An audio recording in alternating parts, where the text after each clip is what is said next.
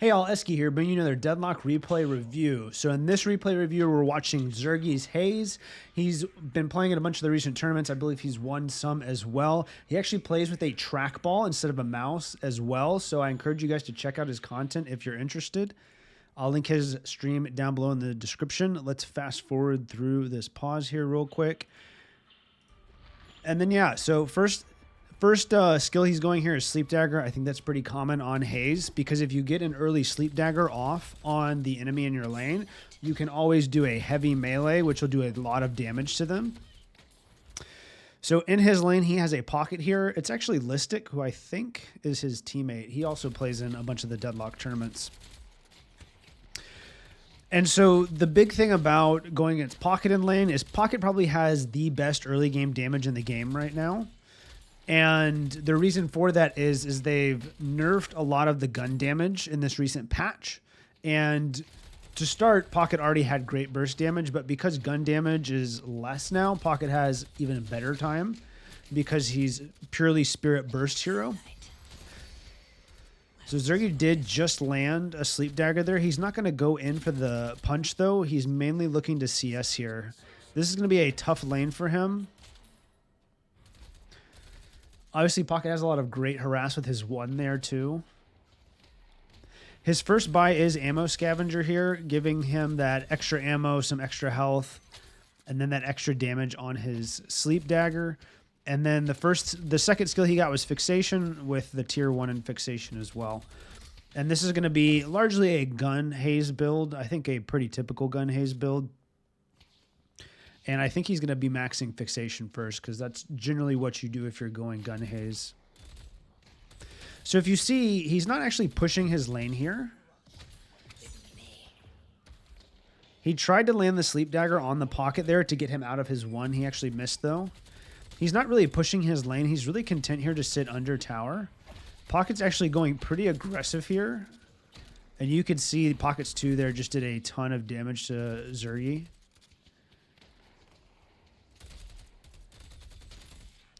So Pocket has the advantage in this lane, and that's why Pocket can be so aggressive there and take that camp basically in front of his face. Haze needs a lot more items to scale than Pocket does, so Pocket has the advantage early game and can make aggressive plays like that. There's no place I can't reach. So 2 more items here. Headshot Booster, just easy harassment in lane, and then Spirit Strike. That's for when he lands that Sleep Dagger and he goes in for a melee like he's probably going to do right now. Oh, yeah. See, huge damage right there. And damn, Pocket had a lot of damage, too. Dancing around here, see who gets the kill. They're both so low.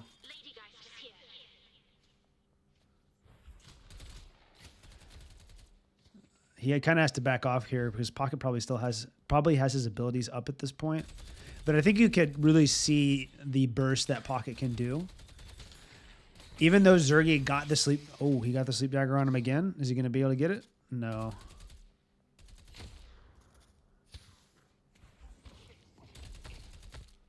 Dang, 6 health. If he gets sneezed on, he's dead. Oh, yeah. One of those extra shotgun blasts. So, yeah, I think that kind of shows you the burst that Pocket can do in the early game. Whoops. With Pocket's briefcase, with his 2, and especially if he's hit you with a few of his 1s so that he has the damage amp, he's just going to be doing a ton of damage there. So even though Zerggyyyy was able to get the Sleep Dagger on him and get the punch, because he had all of that damage from his briefcase and his 2, Zerggyyyy had to back off there and didn't end up getting the kill. And then he I feel like he kind of got RNG'd there with the shotgun. But yeah, I feel like he probably should have gone back there at that point, but it is what it is. And one more item here, Rapid Rounds. I think Rapid Rounds is pretty common on left-click heroes like an Infernus, like a Haze. So pretty typical item here in the early game. So if you saw Listic just used the zip line there, oh, surely he gets this kill now. Oh, his 2 got stuck. Oh, wow, that's unfortunate for the Pocket. So what the Pocket was trying to do there is basically throw the 2 out, put himself in the briefcase so that the 2 goes through the Haze. Then he's going to come out of his briefcase for a ton of burst damage there. I feel like Haze honestly could have died had that happened, but pockets too can be really weird sometimes where it gets stuck on terrain like it did there and it didn't go all the way through. So Zerggyyyy was able to get that kill there.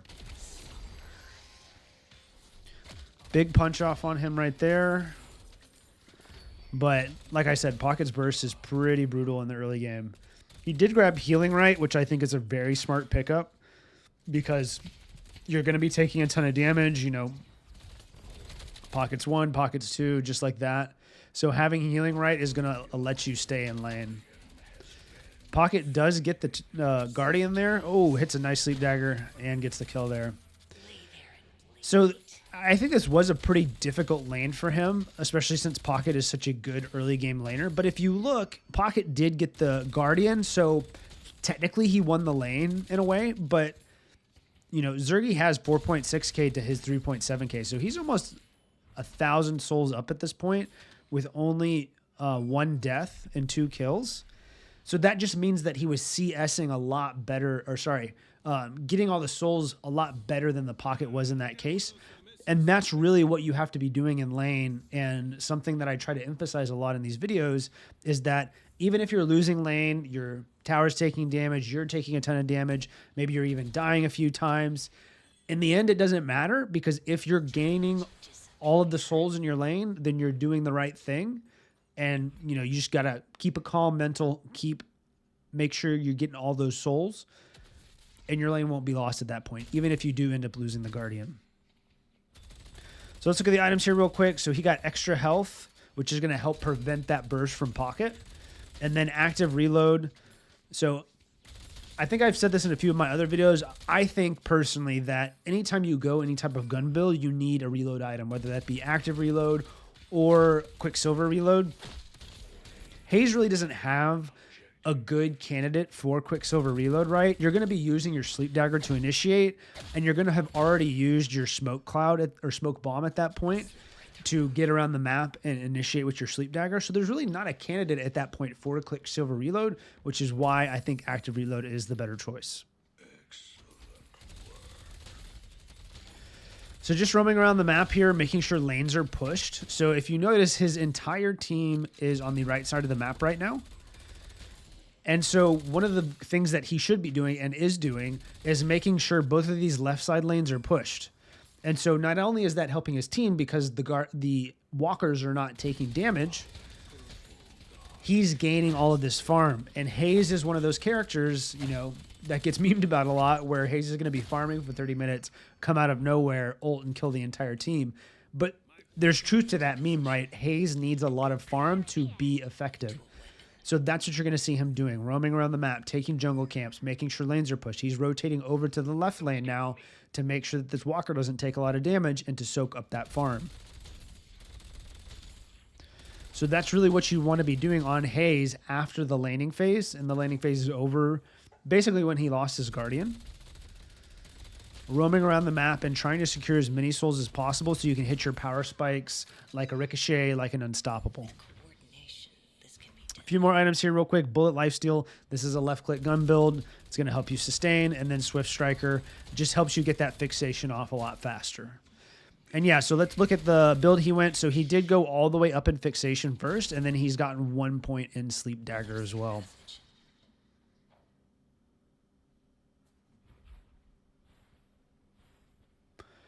And then obviously the other thing you can do as Haze, because you have Smoke Bomb and your Sleep Dagger, is instead of just going, I don't know if you saw his pathing there, but instead of just going, I'll draw on the minimap. So he was over here. Infernus and him had taken the tower, or the Guardian. Got to get my MOBA terminology right. He could have just gone like this and gone to the farm right here. But instead, he smoke bombed and went this way through their jungle just to see if he could catch anyone. Because as Haze, you're able to take those more aggressive pathings through the map with your smoke bomb, so that you can potentially catch someone out and get a gank off. So that's just something important to keep in mind as you're playing Haze. The next point he's gone is Bullet Dance, the tier 1 here for the weapon damage. I'm actually curious what he goes next. I think going all the way up in fixation is pretty given on gun build Hazes. I would imagine he probably goes up into bullet dance at this point, but we'll have to see. And then, yeah, a few more items here. So he has Withering Whip just to help those ganks. The negative bullet resist is going to help you with your damage a lot. And then Bullet Resist Shredder, even more negative bullet resist so that your fixation, all of your gun damage is doing a lot more to the targets that you're going to be trying to gank.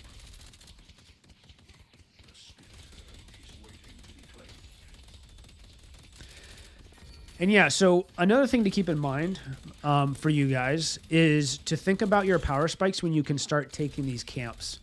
And so he knows his power spike to take this camp really well because if you can see, he's pretty much shredding the camp and it's only 11 minutes in at this point. Not all characters can do that. I think 7 is another great character that once you hit certain power spikes, like your maxed 3, for example, and getting some spirit items, you're able to take down the large camps pretty quickly. So it's just something important to know on whatever characters you play a lot is when am I strong enough to take these big camps? See if he goes in on the Viscous here. Viscous. So Viscous pops cube. He's probably dead here though. Yeah, definitely dead. So the Kelvin rotates over. Going to ult the Kelvin here. Kelvin does dome. I think that was a pretty big mistake though. I don't know that you want to dome a ulting Haze. So he gets the bullet dance off on the Haze. Oh man, this Ivy might be dead too. He might just 1v3 this. Insane. Wow, that was awesome. So yeah, so let's look at his farm right now. So obviously that took a ton of skill and he pulled it off, but one of the big reasons he was able to pull that off is let's look at Viscous's farm. 9k, Ivy 10k, Kelvin 7k. He has 15. He probably had like 12-ish k before that fight. So he was up in farm, but really, really good job by him to 1v3 there. Although it looks like he's getting a little bit aggressive here, trying to take this walker. There's no way he gets out. Oh, wow. Okay, so he smoke bombs and healing rites to try to get some health back. Gets a sleep dagger off on the Viscous, but he's going to die for that. So yeah, I think a little too aggressive there. You know, maybe just take your W with the 1v3 and leave at that point, but he really, really wanted that walker, and he almost did get it down, to be fair. So some more skill build here.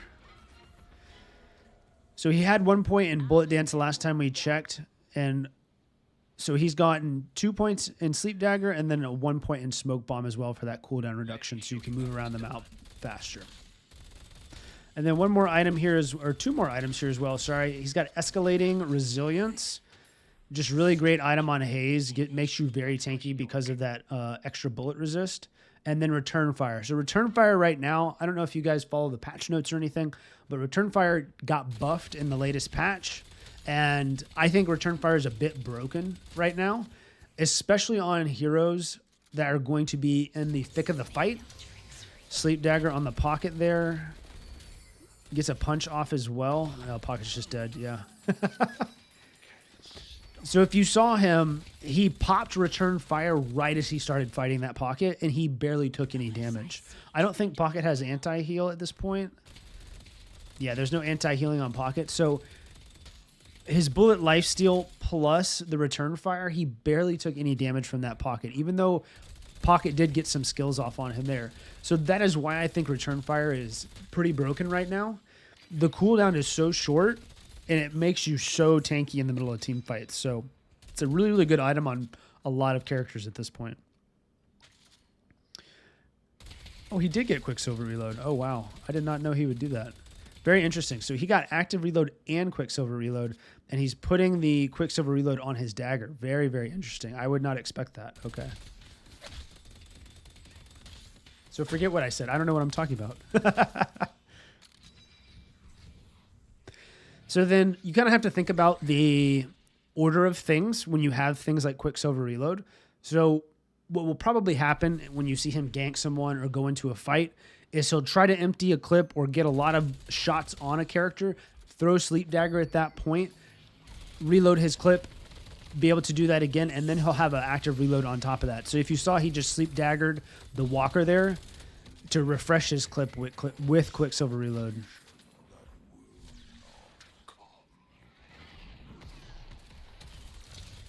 And yeah, he's really strong at this point.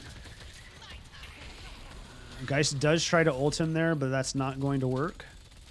So yeah, he's very, very strong at this point. So the only two people on the enemy team that are even close to his farm are Pocket and Wraith. But they're still, you know, 5K, 6K behind. The Ivy's asking Geist why you're fighting her. I mean, that's super legit question. You do not fight a fed Haze at this point. Because he's sitting 7-2. He's been farming the map really well, if you guys have seen. He mostly sat in the side lanes. Obviously, he did rotate throughout the map, but he was in the left lane a lot. He did that 1v3 over there. He got the walker in that lane, and then he stopped staying on that side of the map, and he moved to the right side of the map, which he's then pushed, and obviously just got the right walker as well. So side laning Haze is important because that's one of Haze's strengths, is being able to 1v1 characters and push walkers really, really well. It's a lot harder to push the middle walkers on the map because it's so much easier for all of the enemy team to collapse on you at that point, especially now in the patch, which they've also done. They've moved out the side lanes more, so there's more space on the map, which makes side laning a lot easier because it takes longer to rotate to you. So that's one of the advantages. That's why you want to have Haze in the side lane so that she can, you know, kind of freely push things, farm that side of the map, hopefully get the walker, which is really the goal in that case. So yeah, he's just been farming the map. He's going to rotate over here to catch this wave, maybe catch the Viscous, but the Viscous did back up. And yeah, I don't know if you saw him there again, but pop smoke bomb, rotated to this side of the map, didn't rotate from behind the walker, rotated basically in front of the walker to see if Viscous was there. He wasn't, so he just caught the wave, and now he's going to rotate again. Looks like he's going to try to get this Kelvin here. Does pop the sleep dagger. And he's just doing a lot of damage right now. Another thing you'll see him do, I don't know if you guys caught that. So Grey Talon's Owl comes in. Viscous does pop his cube. I don't think there's any... Yeah, there's no way this Viscous is getting out. Man, he's sitting on 11K now. That's a lot. Oh, no. He did pop his return fire there, but he does end up dying. So something you should watch him do, and I don't know, maybe you guys have noticed this, maybe you haven't, but he's very good at sliding, so he gets that infinite ammo while he's shooting. So especially on gun builds, that's something you guys should really practice doing, is making sure that you're sliding anytime you have the opportunity to when you're shooting, so that you can get that infinite ammo and you don't have to reload as fast. It's just, you know, one of those small things that can really maximize your DPS. And yeah, so the item he bought here, Ricochet, I think a very, very typical Haze item. Just going to help you really old. Oh, wow. So he got Dome there. So he popped Bullet Dance to go down and try to get that. His team does end up getting it. Pops a sleep dagger on the Wraith. The Wraith dies there. Pocket comes in. He's backing off here to put distance from himself in the pocket. He does get the Kelvin kill. Wow, he's going to get the Ivy kill too. A lot of headshots there. Tons of damage on that Ivy. And I think he's just going to back off here. He has 6,200. So I imagine he wants to buy here. But yeah, so Ricochet I think is just a very bread and butter Haze gun item. Obviously, it gives your ultimate just that much more damage because it's ricocheting at that point. So pretty typical 6,200 item on Haze. And I would imagine he probably is going to go Unstoppable at this point. Unstoppable is really good on Haze.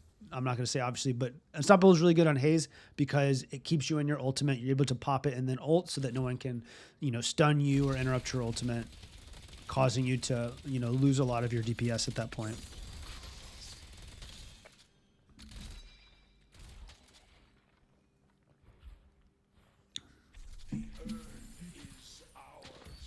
So this is interesting to me because this is a pretty high-level game.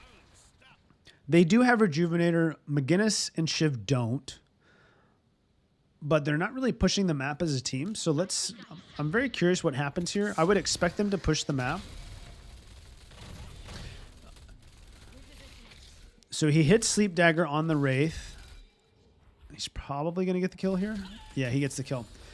And then if you notice, right as he started hitting the Wraith, he immediately popped his return fire there.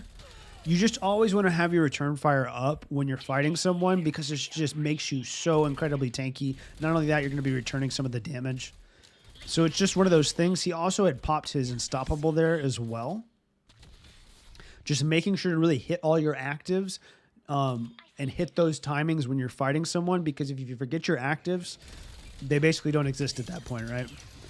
Hits Geist with the Withering Whip there, and yeah, just absolutely melts her. So he's pretty unstoppable at this point. Like, he's just so farmed at this point. Pops Visca with the Sleep Dagger. See, if you can see the red around him, that's his return fire. Just always popping your return fire whenever you have it up, whenever you're fighting. Just very, very important use of the active there. Oh, Calvin popped his Dome on... Oh, man. Very interesting ultimate there. Probably a bit of an aggressive position there. He does have Rejuvenator, so it's not like it's a huge, huge death at this point. Infernus is backing out. Let's see. Is anyone else fighting here? So a bit of aggressive positioning there, in my opinion, for him. But he does have Rejuvenator, so, you know, you don't have to... You can take those aggressive trades to try to get a lot of value because you'll be up so quickly. And I did say they weren't pushing it as a team. They do end up pushing as the team. So they secured the urn with the Rejuvenator. I don't think the urn is actually that important with Rejuvenator. It's nice to have, but the big thing that you want to be doing with Rejuvenator is pushing base, because you can take these aggressive fights, hopefully get into their base and get a shrine or two, maybe even down the patron. And yeah, so they've pretty much wiped their team at this point. None of them have Rejuvenator anymore, so this is a little bit risky. But they should probably be able to get a shrine here at least, I would say. Going in on this Geist. We will talk about items here in a second as well.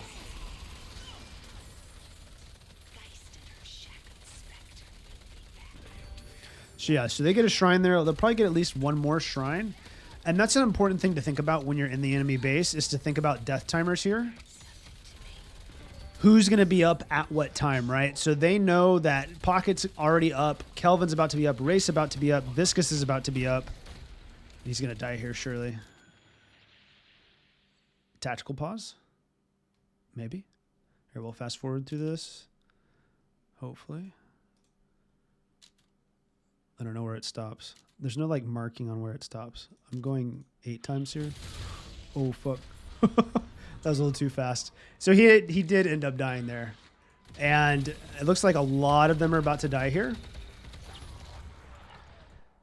So the Great Talon's out. The McGinnis is out. So yeah, so something important to think about when you're in the enemy base is what their death timers are and when they're going to be up, so that you can think to yourself, okay, I know that these people are going to be up, so we can get at least 2 shrines, but we should probably back out at that point. Because especially in late game when you're in the enemy base, death timers are so long. Like, I'm pretty sure his death timer was at least 50 seconds. So just thinking about these things so your team doesn't get wiped and you can just back out, take the farm on the map, and then come back into the enemy base instead of pushing too aggressively like that. So let's talk about some more items here real quick. So he did get Colossus. So I don't know that that's a typical item on Haze. I do see people build it, though, because really what you're doing as Haze is you're in the middle of the team fight ulting, so you do need to be tanky. There are low MMR Hazes I see that build, you know, just pure damage or something along those lines, and that's really not good on Haze, in my opinion. Because you're in the middle of the fight there, you need to be pretty tanky, because they will just melt you or outrange your ultimate and gun you down while you're in it. So it's important to have these tanky items so that you can survive in these team fights. I think those are the only new items. Yeah, it looks like it. Kelvin popped his Dome there. It looks like he is going to die here, though. Yeah, he's just absolutely melting people at this point. So you saw him slide there again while he was shooting. He does that very, very frequently, and I think that's one of the things that you really need to practice if you're doing a lot of characters with gun builds, is sliding when you you have the opportunity to get that extra ammo. Throwing the Sleep Dagger on the Ivy. Looks like he is going to chase here. Oh, he tried to dodge the stone form. Didn't get the stone form dodge on the stone form off, though. Is chasing the Ivy. Should be able to get her, yeah.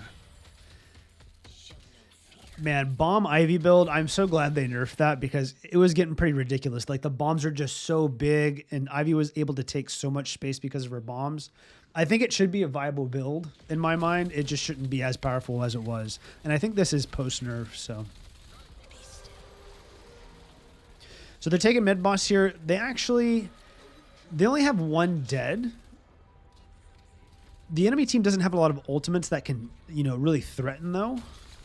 And they're up pretty far in farms, so I think that's a pretty safe mid boss. If you saw McGinnis's turret set up there too.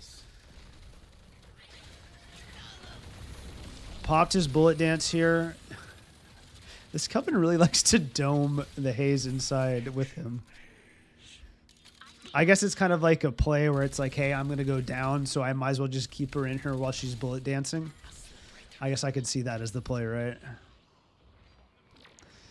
He's going to rotate over to try to help his Shiv with this Geist.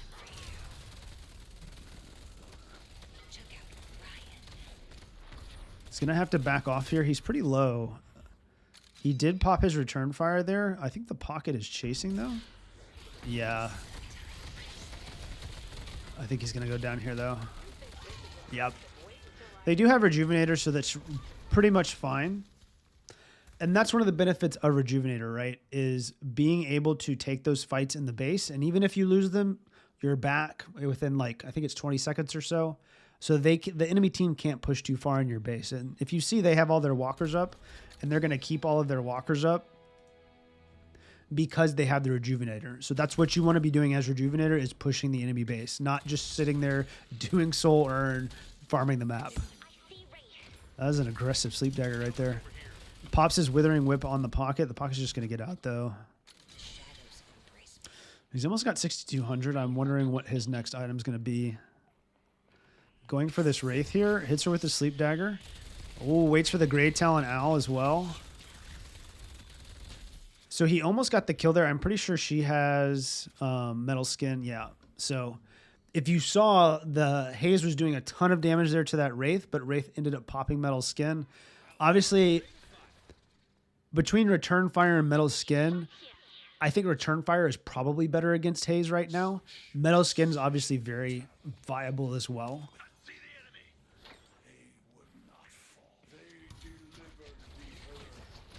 Kelvin's just doing earn over there. Maybe he's kind of done with this game. Man, I don't know if you guys saw how much healing he did there, but it was pretty crazy. He did pop all his actives, to be fair. He had return fire, he had Colossus, he had Unstoppable. So there's basically no getting him out of that ultimate, but he healed a ton there during that ultimate. And yeah, so he got Vampiric Burst here as his 4th tier 4 item. Just gives him that extra healing, which is why he healed so much in the end right there. The enemy team is fighting back, though. They've gotten 3 kills here. Kelvin does dome him. Kelvin just doesn't have the damage, man. I don't know if you guys were watching the Haze health bar there, but it was like barely ticking down as Kelvin was beaming him. I know we haven't talked about skill build recently here. I will put the skill build down in the comments for the final skill build. But he does have basically all of his skills at this point, or all the tiers in his skills.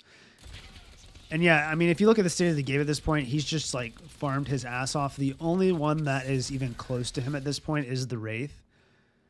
But I think that late game, Haze is probably one of the most impactful characters. I think Wraith can be impactful late game, but, you know, a fed late game Haze is just absolute menace to deal with.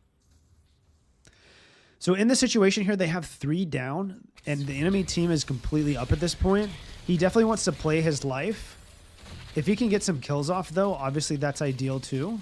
He doesn't end up getting the Kelvin because these two were, Kelvin and Wraith were just pushing by themselves. Looks like they're going to get the Wraith kill as well. Yeah. And he's just so fed at that point that a 1v2 is just not that big of a deal.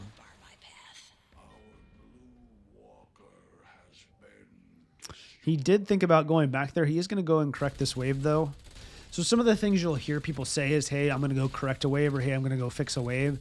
And really all that means is that they're going to go, because the wave's pushing into you, they're going to go kill that wave, make sure that it goes back to pushing into the enemy so that your base isn't threatened at that point.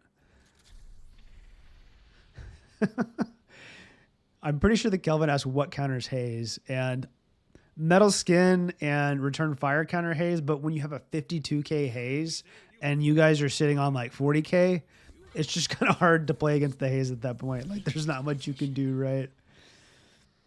So some more items he grabbed here. Improved Reach. I imagine that's on his ultimate. It is. And then he also grabbed Lucky Shot just for that extra damage on his gun, on his ultimate.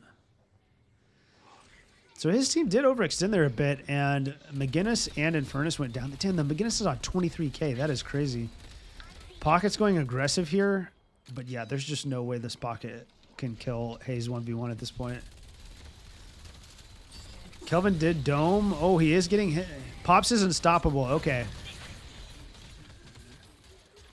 So I don't know if you saw it there, but Wraith did get her ult off on Haze, but Zerggyyyy was able to pop the unstoppable before the Wraith ultimate hit there, so he was not affected by the Wraith ultimate. Chasing the Viscous here, gets the Viscous kill as well. And like, look, I get it. When you have 4 actives that you all got to be popping plus all your skills, it can be a little much. It takes a lot of practice, right? You got to make sure you have it in your mind that you have all these actives that you got to hit. So off of that team fight, I think that's pretty much GG at this point. And yeah, I mean, I think this showcases how powerful Haze can be. Even post nerfs at this point, a late game Haze is just almost unplayable. If you guys made it through all the way to the end of the video, thank you so much. I really appreciate it. If you like this kind of content, subscribe to my channel. That helps me out so much. If you liked the video, press that like button, leave me a comment down below. Tell me what you thought about this Haze game. Once again, thank you guys for watching so much, and I will see you in the next one.